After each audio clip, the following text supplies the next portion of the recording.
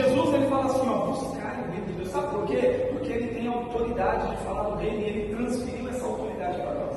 Ele transferiu, queridos, para nós. E nós hoje podemos buscar. Você não veio aqui procurar o reino de Deus. Você não veio aqui caçar o reino de Deus. Você não veio aqui pegar. Sabe o que você veio fazer aqui? Você veio buscar algo do reino de Deus. Por quê? Porque já te pertence. Porque já está em você. Essa pedra preciosa foi colocada em um terreno que é você. E se nós olharmos para dentro de nós, queridos, quem sou eu sem o Espírito Santo de Deus?